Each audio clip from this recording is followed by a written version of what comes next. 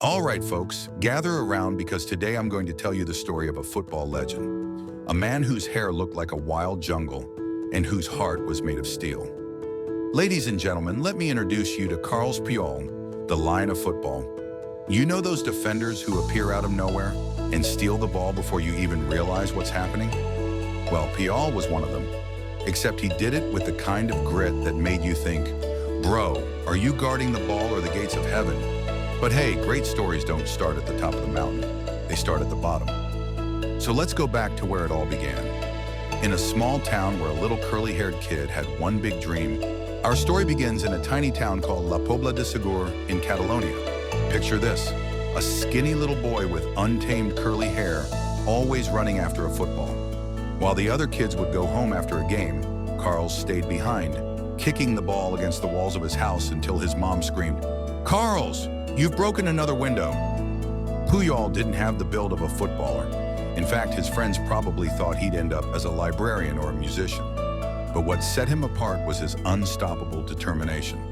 Even at that young age, he played every game like his life depended on it. Fast forward a few years, and young Puyol made it to La Masia, Barcelona's legendary football academy.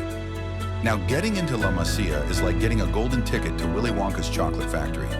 But let's be clear, Puyol wasn't the most naturally gifted player there. While his teammates focused on skills and technique, Puyol had one mission. Either the ball leaves this pitch or the striker does. His coaches noticed something special about him. He wasn't the fastest or the strongest, but the kid had a work ethic like no one else. While others would relax after practice, Puyol stayed late, training until he could barely stand. The big moment arrived in 1999. Puyol made his first team debut for FC Barcelona.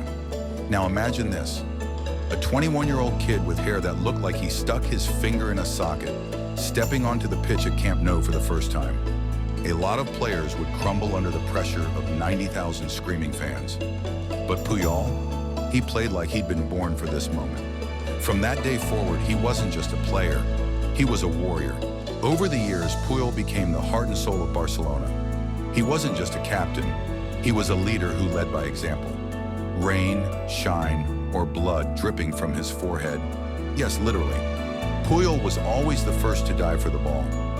Remember that time he gave up the captain's armband so his teammate Eric Abidal, who had just overcome cancer, could lift the Champions League trophy? That's Puyol for you, a man who put his team and his friends above everything else. Now let's talk about one of Puyol's most iconic moments. The 2010 World Cup semifinal against Germany. Spain needed a hero, and guess who showed up? Our curly-haired warrior. 73rd minute. Puyol soared into the air like an eagle and smashed the ball into the net with his head. Boom! The stadium erupted. Spain went on to win their first ever World Cup, and Puyol cemented his place in history. And hey, let's be honest, if you had to pick someone to headbutt a meteor to save the planet, you'd probably pick Carles Puyol. But every story has an ending, and in 2014, Puyol decided it was time to hang up his boots. His final match at Camp Nou was an emotional roller coaster. Fans held banners, chanted his name, and the entire stadium gave him a standing ovation.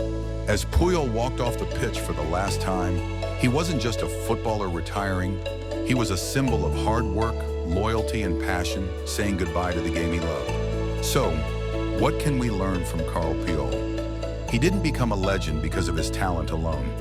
He became a legend because he gave everything he had, every game, every minute, every second.